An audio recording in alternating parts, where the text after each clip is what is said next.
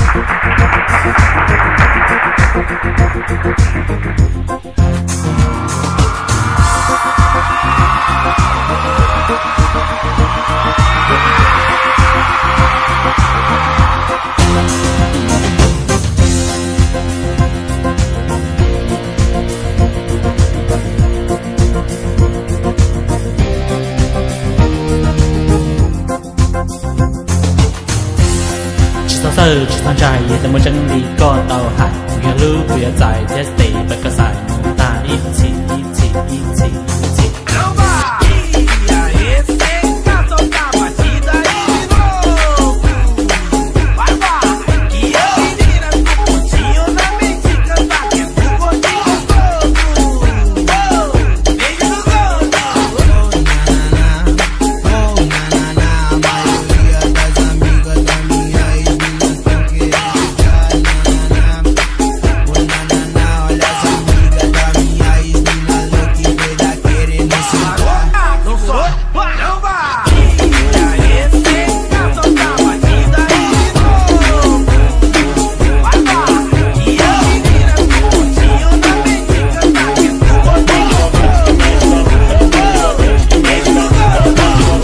Só que a profissão das minas é... Abusadamente ela vai batendo, ela vai tentando, ela vai quicando, ela vai batendo, ela vai quicando, ela vai tentando. Abusadamente ela vem batendo, ela vem quicando, ela vem tremendo,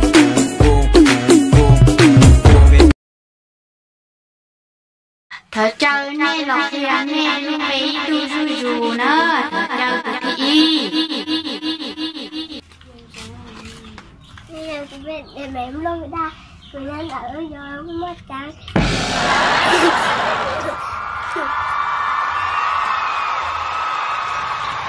ôi nè rồi chị sao đau ôi anh chị các bảo lý nè hay cô cho chị nghỉ tia chị số là hay luôn chị đạp bé luôn chị nè hay gió chị kia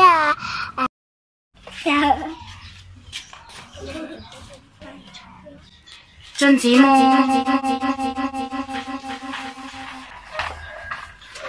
nó sương cứ luôn bé hơi tia mày nói cái chi đúng không kìa nó hơi chân cái hơi tìa lúc lúc xia bóng sảo trống luôn luôn chia bóng tha sao tỏ cho dòng lông đông xanh chỉ núp lo một gió một nỗi li hoa sông đưa xa một cha chỉ nó có gió chỉ bỏ tiếng mà nên gió một sao cứ vô tâm lên chả là cái làm mưa tu tròn gì nếu cho luôn bay hơi tia cái dẻo nó nụ cười nó vui trong cái này tia mua lúc xíu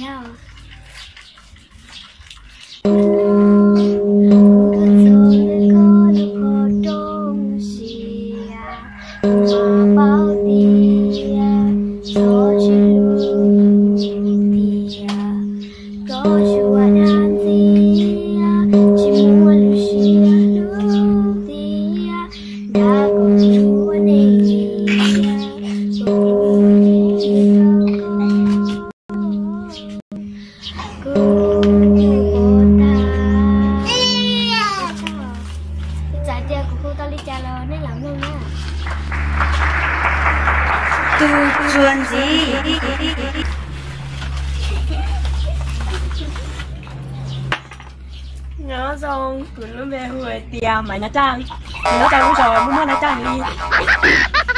nhưng nó cứ không cao cho em lắm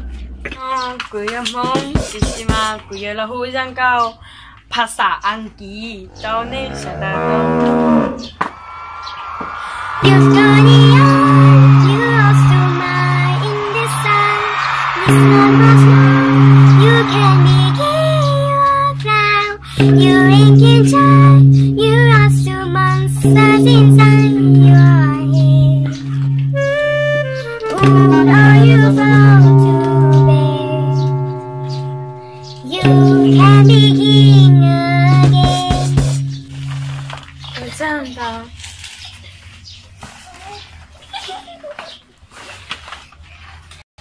我真的到。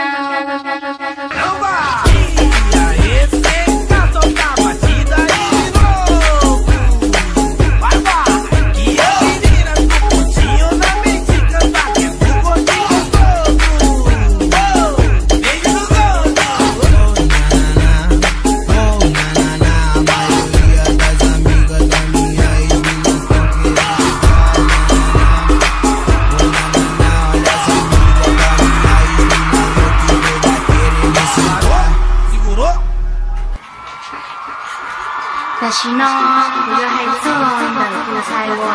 到日里呢，还做一个样呀路树高高高做着做呀呢，都到了哟，都到哟，高买那啥。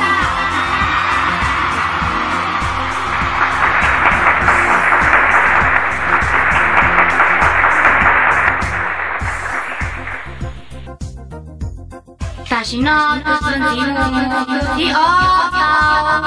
哟，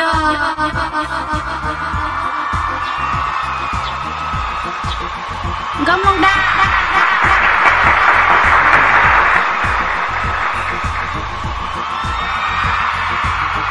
都真题目哟，一度只识晒嘅呢。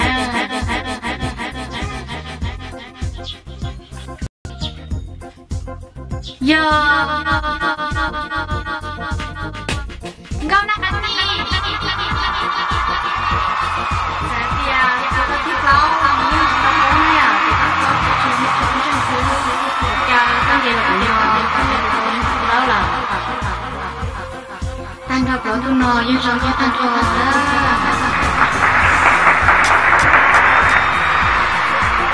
Tapi no, cuma jauh ni dah sampai shota. Và vì nó ra cổ sẵn lâu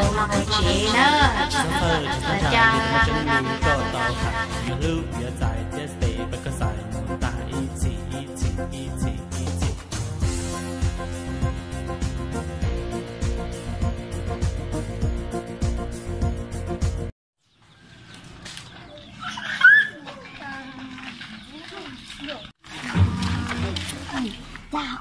hai đúng đó mà nó ra từ đứa xài đấy có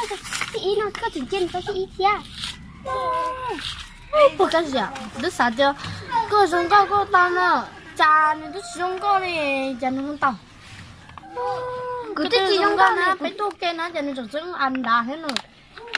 Đứa xài thì chỉ khán giả trong các shop bài chúng nó cho tao luôn rồi. Ê, tôi sẽ chế hết muốn mình ăn được ba. Còn nó chả có một cậu chúng có hỏi tôi nào nào. Hả chị ơi? Cũng một cậu tôi sắp khôn mà, có hay có nên tôi cũng phải cậu chỉ cái. Đứa xài thì ước này trong các shop là thích cho nên tôi nè, nên đừng chơi ước khỏi chăng thế nè. Có một cái gọt, trong cái gọt họ tôi lọ, cái có chỉ cho một cái thiệt. Bây giờ cái lú nè, có một cái họ tôi nọ. Bây giờ lúc chưa mồ, tôi có nên tôi cũng bé chỉ cậu. Em muốn nói nhóc của tôi nó ra ở chỉ bỏ mà, em biết tất cả luôn, xe này khu kia chỗ, xe này khu như chỗ có bài bỏ. Đùa,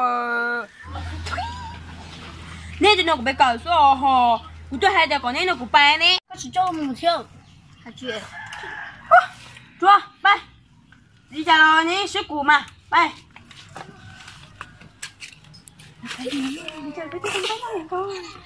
ôi dồi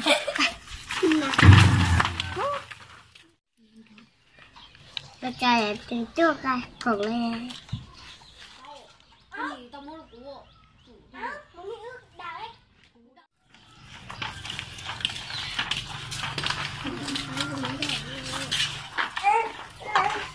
Chào tạ.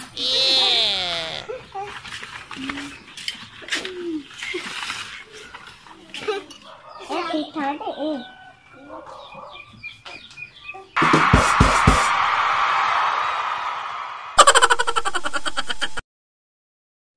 Thịt thôi thì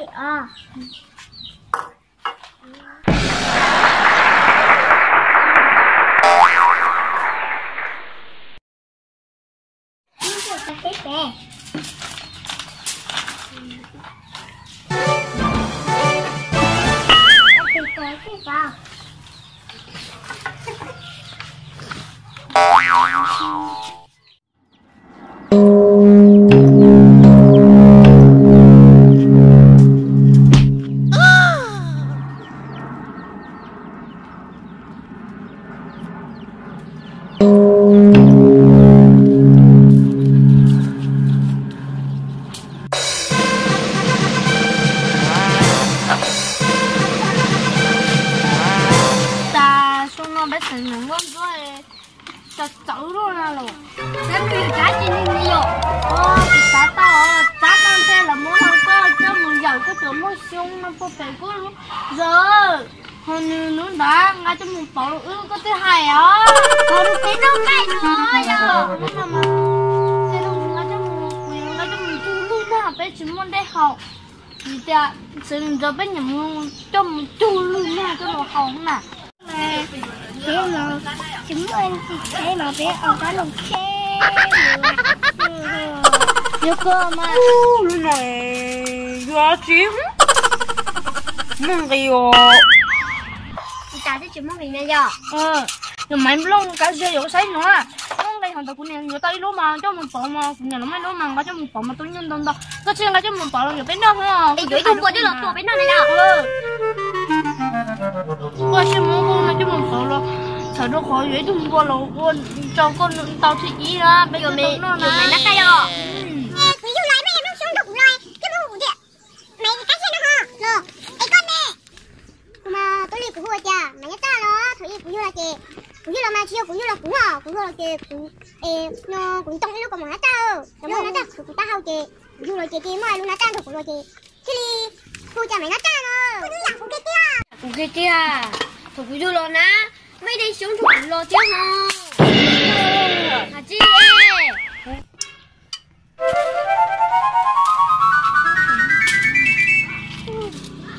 mấy chủ này nè wow rồi mình nhắc hả nhậu rất cao nè cái nhậu rất con này cái chủ này nè nếu rồi lên nhớ nó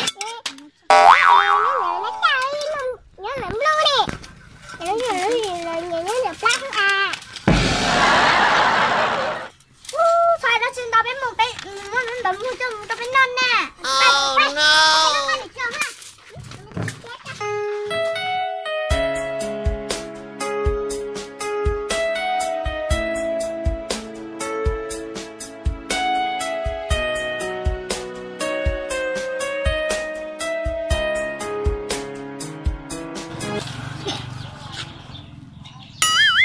oh no